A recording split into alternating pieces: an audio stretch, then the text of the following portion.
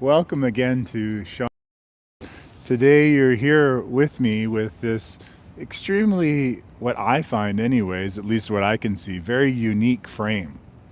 I found on my camera there's been a recent edition of thermal viewing of the iPhone that I use, and it shows this very extremely, in my mind anyways, pretty demonstration of thermals. And thermal is essentially detecting the heat in something and then putting it up as a image for us to look at. And what we're looking at here is just your normal garden bed and stone wall and sky out there, and yet there's the same red, which is interesting, the same yellow red of the sky in the far distance as there is in the stone, which is the foundation of this theatrical building that I'm sitting right next to.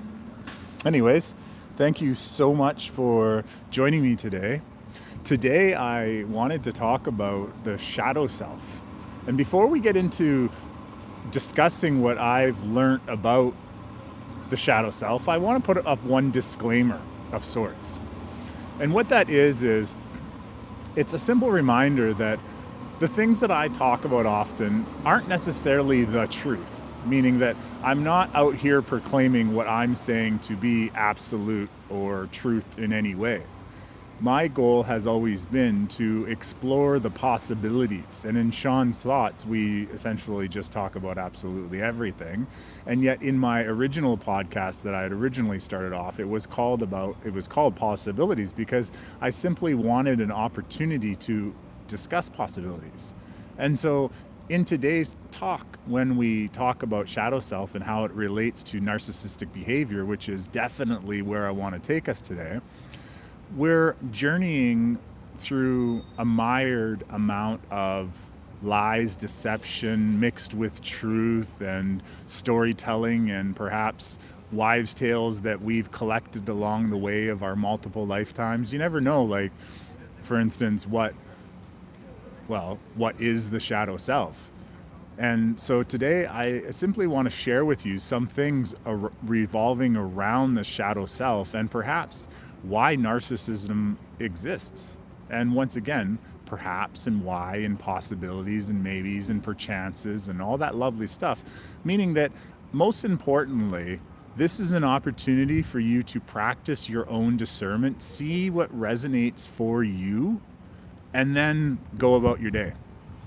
I trust that wind that just started blowing now won't be bothering you, and yet I'm going to continue talking. I've fielded myself or positioned myself right against one large building, and it did stop raining. It is raining again, and I love the rain. I honestly wish it would just keep raining until God said no more rain. Keep raining until the primordial directive deems it unnecessary to have any more rain. Anyways, so thank you for joining me. So why I'm bringing this topic up is I was recently listening to a report, and they were talking about the shadow self. And so I'm going to give you a little bit of a background of how I've come to understand the nature of reality. I've often spoken about how there is an artificial, perhaps overlay, or not perhaps, there's an artificial overlay. And an overlay you can imagine as a very thin piece of plastic, if you wanted to look at it from a material point of view. And that this very thin piece of plastic, kind of like cellophane, for example, and cellophane was that saran wrap or sandwich plastic wrap that you used to put around things, and it was pretty clingy, and so you could essentially wrap your entire sandwich in this thing, and then when the plastic touched itself, it would essentially cling to itself. And so an overlay can be essentially viewed as a layer, a really thin layer.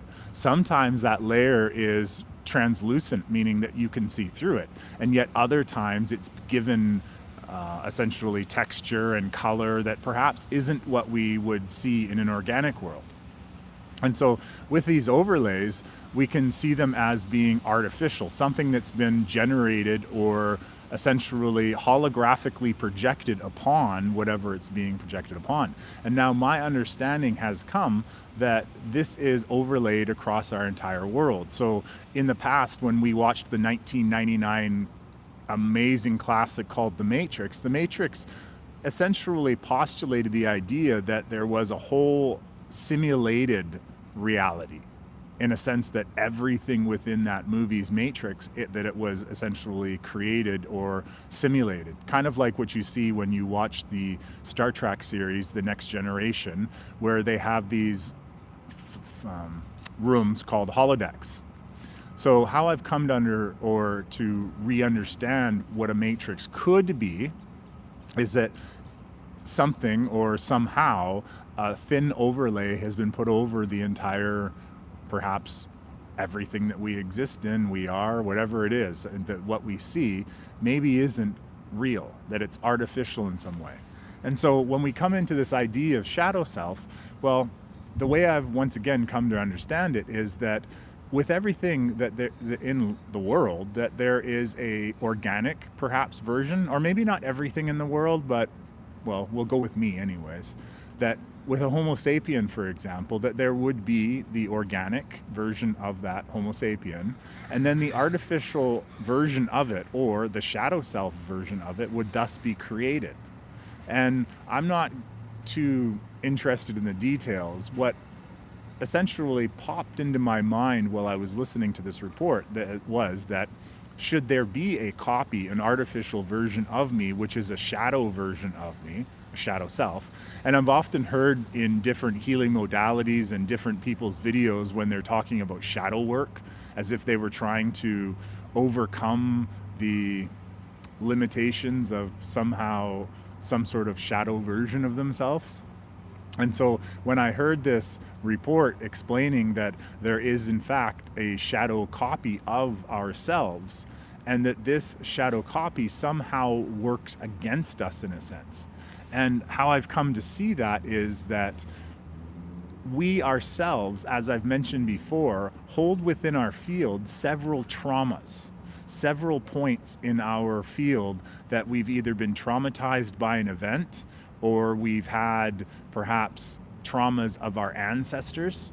I was told in a very expensive seminar that I attended that we are affected by 7 to 10 generations of our traumas, meaning that our grandfather who fought in the war, or my grandfather anyways, and your great-great-grandfather, wherever it is you want, but that our family members, the traumas that they actually experienced, that somehow that those traumas end up getting passed down through the generations, so that we ourselves are affected by our ancestral baggage. And so going back to what I was saying, I'm not reading notes, I'm actually just going through all of this in my head, so sometimes I run to the end of a sentence and then I realize, I got to go back up the street a little bit and then continue back down a different street to get to new information. But anyways, so that we in our fields, we hold on to various forms of trauma. And like I said, some of this is, you can say, our fault. Some of it isn't our fault, meaning that we were subjected to situations that were far beyond our control, or we were manipulated into participating perhaps. But yet, where this all goes is that I've come to understand that when there is opportunity perhaps of the shadow self essentially manipulating us, that the more traumas that we have in our field, the more traumas that we've held on to and we have essentially chosen not to, or we avoid. I've often heard people who, when they have problems in their life, rather than stepping up and dealing with them, that they essentially box them up and hold them on till later. And yet all of those, even small traumas, they essentially add into perhaps points of entry or infiltration that our shadow self can get into and thus manipulate us. I've in the past talked about, and I don't know why I always need to preference that I talked about this in the past, because I often repeat a lot of the things I say, but I've talked about how there has been times in my own experience when I've heard the varying voices, and not voices as if you're hearing my voice right now, but I mean encouragement to say certain things, and sometimes on the spur of the moment when I don't even recognize why I'm saying it. I was in a fight with my former wife one time, and this was actually the first time that I literally heard the voice. Not, once again, literally, but I mean, I was very aware that what I was thinking, and as I was saying it, that it wasn't me, that I didn't even have those thoughts in my head, and it took me on a completely different course. And when she walked away after I said what I had to say, I turned around and said to myself, why did you just say that? And I didn't say that as in asking myself, like, oh, stupid guy, why did you just say that? Cancel, cancel. I didn't say it that way. I said it as if I was speaking to someone standing right beside me. Because I recognized in that moment that I had no desire. Like, in my mind, I was actually thinking of other courses of reactions to take us down. And yet, out of the blue, it came this comment. And interestingly enough, before that comment even came up, I had heard myself, in a sense, think to myself thoughts that, like I said, had nothing to do with what we were even talking about. And so I've often talked about how narcissistic energy, for example, could be entities or parasites or demons or something that was malevolent in some sort of way. But when I heard this talk about the shadow self, the artificial version of ourselves that essentially was used in order to manipulate us, and that it did this through getting into our field and then infiltrating perhaps through all of those traumas that we were harboring, it suddenly realized to me that perhaps either many or some or all of those narcissistic energies that make us do things, and not make us do things as in they're pulling our puppet strings, and yet all those whispers in our ear encouraging us to do things that are beyond what we would ever do as a Homo sapien, as a rational being, allowing us to essentially react in the moment. You know, there has to be a larger reason, because in my belief system, at least for me, I believe love is the foundational rock that has always guided my life. Ever since I was 12 years old, I was writing stories and poems and songs about love and about love's connection. And when I was 12 and 13 and 14, that love had nothing to do with sex. That love had to do with connection and more connection. It just had to do with that feeling of joy as you walk down the street. It's that idea of, I don't know, walking through Bambi's forest and everyone, including the birds and the rabbits and the deer, that they're all happy and joyful, and you know, there's unity and support. Support, I think, is a very strong part of love. Supporting one another, supporting communities, supporting each other. See, I used to thought in this world that there was a considerable more amount of support. And yeah, I've definitely come to the realization of late, especially, that support is something that is hard earned. You see, I once put out a poll one time, and I was asking people about, well, when or what's the reason or motivation behind you liking a video? And amazingly enough, there was a large amount of people who said, no, I have to really like the video in order for me to give it a like. Means that they really have to be moved by the video in order to interact. And yet I find, like, as I've mentioned several times before, simply being just showing acknowledgement. And yet I've seen other channels explode. I've seen communities such as Carrie Kay's and Crystal's and Isabel Katerina and Freya and so many other communities, Elliot, and I can just keep listing them. And those communities are just full of an abundance of love and connection. And, you know, 23 minutes after the video starts, regardless of how many views there are, there's so much love and connection in there. And yet, when I look at my videos, I don't see that.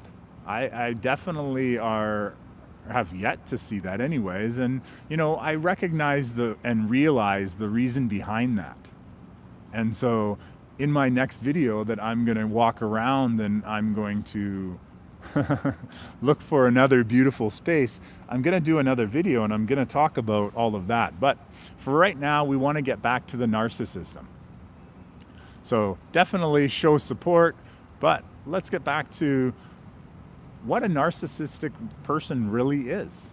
See, I've often heard a lot of people dealing with narcissistic behaviors, and for such a long time I had no real clue of what narcissism was. People would talk about it, and there was this one woman that I had met, and she was blaming everyone else for being a narcissist, and that was really when I tried to first understand it. I actually asked her to explain to me what a narcissistic was. Now, yes, I could just go on the internet and like everyone else and get the internet's idea of it, but I wanted to ask people, and I got a random variations of ideas, from behaviors to that was their personality to that was a trigger, whatever it was. But what I came to see narcissism as was entities, or perhaps demons, or, as I'd said before, things that get into our field. And they create us to have or to exhibit behaviors that are, well, selfish or self-centered, or they just don't make sense. And so I'm not going to go too far into it, because you can go do your own research on narcissism. That's just kind of how I started to understand it. And then I was one day listening to this rather long speech by Dr. Joe Dispenza, and he was actually concurring that narcissism or narcissistic behavior were energies, or low vibrational energies within our field. And that essentially they were able to, at a large point in times, take over. So they could go from being a loving, caring partner, and then all of a sudden flipping the switch, and I couldn't understand what was going on. And I often had this experience in my life, not understanding why people suddenly turned left or right when we were happily going forward. And so I came to understand that these narcissistic energies were in fact actually entities themselves within the field. But when I heard this explanation provided to us by the GIA report, I'll insert that name once, I realized that it made a lot more sense that at times, yes, there could be foreign energies, but having something manipulate us through our own traumas, through our own weaknesses, through our own experiences that we didn't prefer having in the past. And it suddenly, a lot of things began to click into place. And like I said, I'm not saying that this is the end all or the truth of what this is. And yet I have essentially built a better understanding of perhaps our world and why people do what they do. See, I believe in my heart of all hearts that most people are so much more good, so much more loving than we allow. And I've spoken about the lesser of two evils. We've essentially been manipulated into seeing that our only choice to do is the lesser of two evils. And yet now I'm realizing that even the actions that I take sometimes I can attribute to something external of me. And that doesn't negate our responsibility, because that's the first thing whenever I talk about this. I often hear, oh, you're just trying to blame it on someone else or something else. Yet that's not true, because I take ownership, even if I recognize that I wasn't the one who was fully in control of that behavior. You know, sometimes people will blame it on being drunk or being high, and that's the excuse they gave for what they did. And yet being drunk or high simply perhaps is opening oneself up to even more negativity and more possibilities of infiltration. That it's not just traumas perhaps, that it's also behaviors that we participate in. So for instance, if we go to a club that we know is notorious for something, we end up falling into that behavior, then it's not the behavior or the fault of anyone at the club or the organization or the island. It's that we allowed ourselves to even be there in the first place. And so there is a definite amount of ownership that everyone should have with any action they take, yet that awareness that there are forces external to us that essentially do affect how we live in our lives. And yet we're told this all the time, even in our religious texts and religious stories and dogma, and even with the House of David that I'm watching now on TV. It's pretty apparent that good and evil, or good and bad, or right and wrong, that they all exist, and they all exist in a grand, I want to call it tapestry, and yet I see tapestry as something super beautiful, and I don't see that as in a mixture of good or bad as it being, beautiful or anything, but yet an intricate web of rights and wrongs all strung together. And so, with all that being said, next time perhaps when we run into someone who we feel is narcissistic, or they've been labeled that way, even if it's been labeled by, for instance, doctors. Doctors love to give labels to things, because once they give labels to something, they put a label on what condition you have. Oh, that person has ADHD. Oh, that person has narcissistic tendencies. Oh, that person is blah, blah, blah. That then they can justify prescribing something, and then, of course, earning more money. And so next time that perhaps when we run into those situations, I'm not definitely saying just to accept it. We definitely need to stand in our light, but having an awareness of why that's happening, and then allowing us to essentially, if they're name calling or they're saying something that, doesn't jive, or you believe to be opposite to what you believe about yourself, for instance. I actually had someone recently tell me that I wasn't a good person and that I needed help. And so rather than arguing, I just listened, because I'm recognizing now that the people who come into my lives and say what they have to say, that it's not always them saying it. That perhaps something that they did opened up an energy or a possibility for something to step inside of them, or to, you can imagine it as the puppet string holder holding the puppet strings and then making Pinocchio do whatever it is, that it's perhaps not the puppet string holder, but someone who was in the middle pulling a string or two, and then it made you kick when you had no reason to be kicking. So anyways, so those are just thoughts I've had, and I definitely encourage you to learn and to use discernment and, follow your own path. But as I said, these are just Sean's thoughts, and I'm just thinking out loud, and that's what I'm thinking about at the moment. So thank you so much for sharing your time and intention with me, and I definitely, as always, encourage you to comment, and, let's get more of a conversation flowing, and let's get New Earth going, because it's already here. I see it all around me already. There's so many different things I could say about that, but we'll leave that, as I'm trying to keep these audios under 15 minutes, and I've already went over that. So thank you so much for sharing this thermal image of a natural, normal image, and I look forward to sharing more soon. Thank you.